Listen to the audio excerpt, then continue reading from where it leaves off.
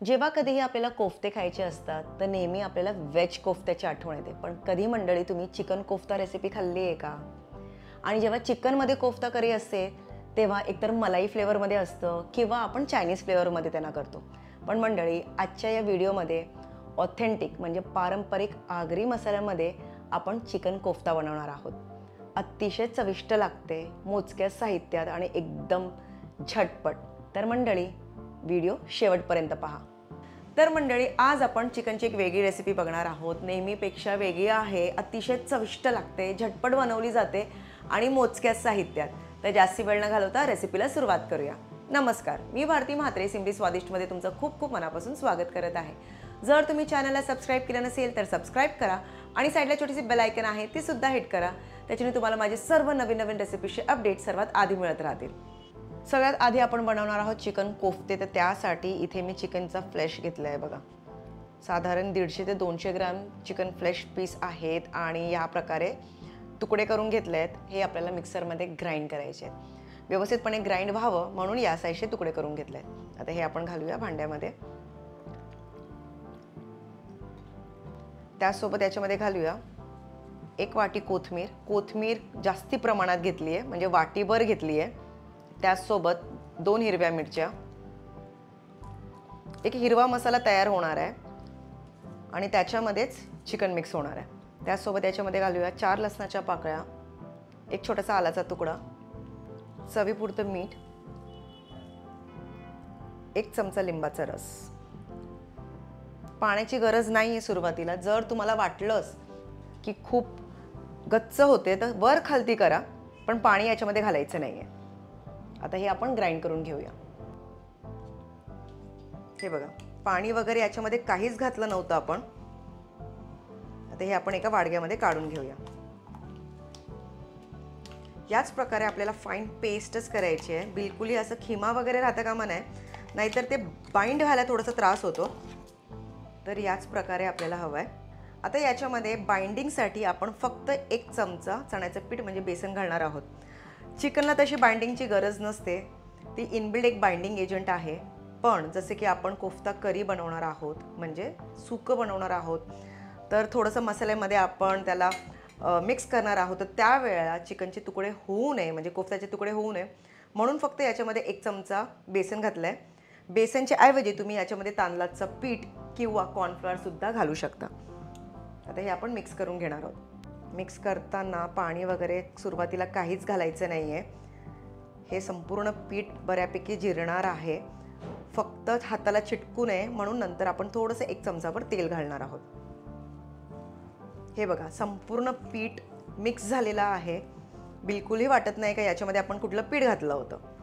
आता चिकटपणा घालवण्यासाठी आपण थोडंसं याच्यामध्ये तेल घालूया, कारण याचे बनवणार आहोत कोफ्ते. तर हाताला चिटकू नये म्हणूनच आपण तेल घातलेलं आहे याच्यामध्ये. आता याचे तुम्ही कोफ्ते बनवा, म्हणजे छोटे छोटे गोळे बनवून घ्यायचे आहेत. आता कोफ्ता किती मोठा किंवा छोटा हवा आहे त्यानुसारच गोळे करायचे आहेत.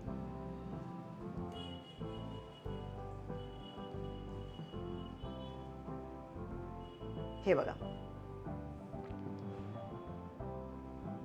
याच प्रकारे बाकीचे सुद्धा आपण करून घेऊया. तर इथे आपण गोळे करून घेतलेले आहेत. आता यांना आपण डीप फ्राय, शॅलो फ्राय किंवा स्टीम काहीही करू शकतो, पण मी शॅलो फ्राय करून घेणार आहे. तर चला आपण करायला घेऊया. तर कढईमध्ये आपण आता तेल गरम करणार आहोत. जसं मी सांगितलं, शॅलो फ्राय करणार आहे. जास्ती तेल घालत नाही आहे, पण साधारण बघा 3 ते 4 चमचे तेल घेतलेलं आहे. तेल चांगलंच कडकडीत गरम होऊ द्या. हे बघा, चमच्याच्या मदतीने एक एक कोफ्ता याच्यामध्ये सोडायचं आहे. आणि चिकन कोफ्त्यांना बिलकुलही जास्ती वेळ लागत नाही. हाय फ्लेमवर ठेवा आणि फक्त 1 ते 2 मिनिटच आपल्याला ठेवायचं आहे. जास्ती वेळ ठेवू नका, तर त्यातलं जे मॉइस्ट असतं, जे ज्यूस असतं ते आटून जाईल आणि रबडासारखे सुद्धा मग नंतर चिकन लागतो. आणि तसं होऊ नये म्हणून फक्त 2 मिनिटं. सगळे आपण एकत्र घालतोय कारण तेवढं तेल आहे याच्यामध्ये. सुरुवातीला न हात लावता तसंच होऊ द्या, बिलकुलही हलवू नका. साधारण 1 मिनिटानंतर फ्लिप करून वरची बाजूसुद्धा आपण हलकीशी तळून घेऊया. हे बघा, 1 मिनिटही झालेलं नाही आहे तरीसुद्धा मी फ्लिप करते आहे, कारण रंग बदललेला आहे आणि चिकन छान शिजलं आहे. म्हणजे तळून झालं आहे आणि खालती तुम्ही बघू शकता सोनेरी रंगसुद्धा आलेला आहे आणि छान असा मस्त सुटले, वास सुटले. हे कोफ्ते तुम्ही सॉससोबतसुद्धा सर्व करू शकता ॲज अ स्टार्टर. खूप सोपी रेसिपी आहे, झटपट 5 ते 10 मिनटातच होऊन जाते. जर कोणी असे पाहुणे आले अचानक आणि त्यावेळेला काय करावं, काहीच नाही आहे, बाहेरून आणायला वेळ नाही आहे, तर असे फटाफट चिकन जर असेल तुमच्या घरी तर फटाफट असे कोफ्ते तुम्ही बनवू शकता. नेहमी आपण मंचुरियन बनवतो किंवा कुठलाही कोफ्ता बनवल्यानंतर त्याच्यामध्ये हिरवा मसाला किंवा जास्तीची कोथिंबीर वगैरे आपण कधीच घालत नाही आहे. पण कोथिंबीरचं खरंच खूप छान फ्लेवर येतो. नक्कीच करून बघा. तर मंडळी इथे बघा छान सुरेख रंग आलेला आहे. आपले कोफ्ते झालेले आहेत. काढून घेऊया.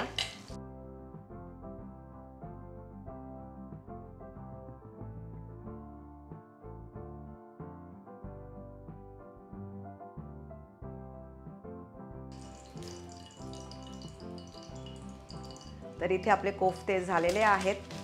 आता याच्यासाठी मसाला आपण तयार करून घेऊया. हे चिकन कोफ्ते छान असे क्रिस्पी कोफ्ते होतात. जसं मी तुम्हाला सांगितलं ॲज अ स्टार्टर तुम्ही बनवू शकता.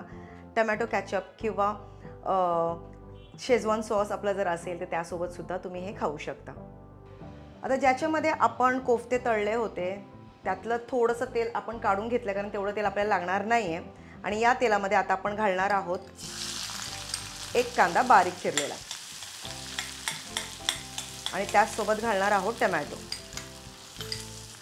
कांदा आणि टमॅटो पूर्णपणे गळेपर्यंत आपल्याला शिजवायचं आहे.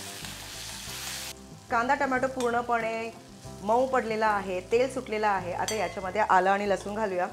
कोफ्त्यांमध्ये आपण आलं लसूण मिरची घातली होती, पण इथे जे आपण मसाला तयार करतो तर त्यासाठी पुन्हा 4 लसणाच्या पाकळ्या आणि पाव इंच आलं आपण घातलेलं आहे.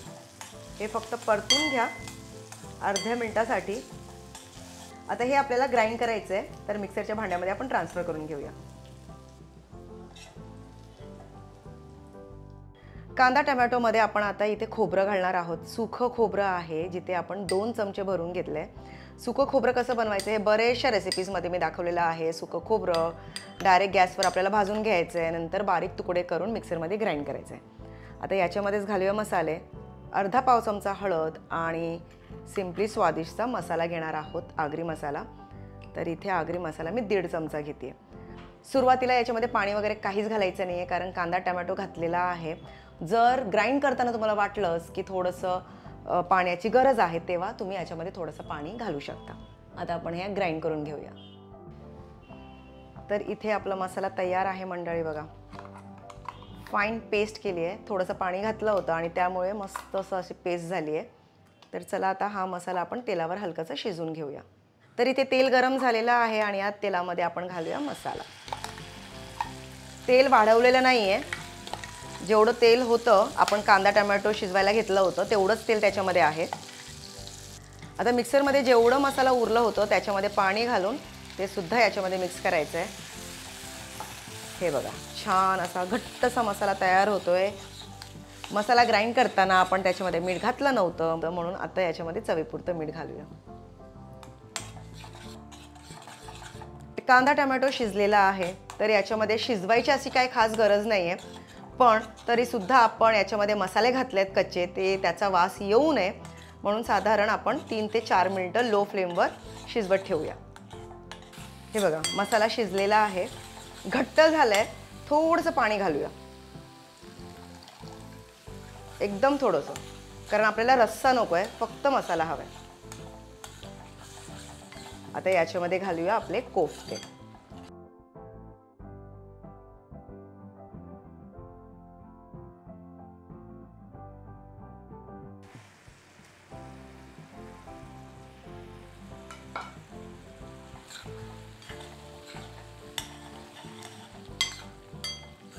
तर मंडळी इथे आपला चिकन कोफ्ता सुकं किंवा मसाला तुम्ही काही म्हणू शकता तयार झालेला आहे.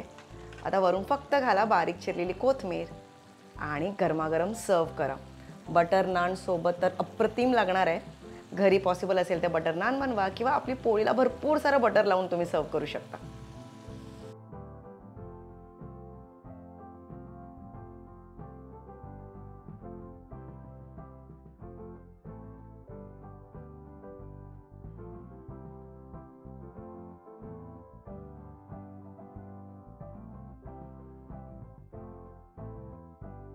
तर मंडळी, आय होप तुम्हाला आजच्या चिकन सुक्याची रेसिपी आवडली असेल. नेहमी आपण चिकनचे पीसेस घेतो, यावेळेस आपण कोफ्ते बनवले आहेत. तर तुम्ही सुद्धा नक्कीच बनवा, स्वतःही खा आणि सर्वांना खायला द्या. आणि आवडल्यास लाईक, शेअर, सबस्क्राईब आणि कमेंट करायला बाकी विसरू नका. आणि पाहत राहा सिम्पली स्वादिष्ट. आजचा हा व्हिडिओ वेळ काढून पाहिल्याबद्दल खूप खूप धन्यवाद आणि भेटूया आपण पुढच्या व्हिडिओमध्ये. Till then, bye bye.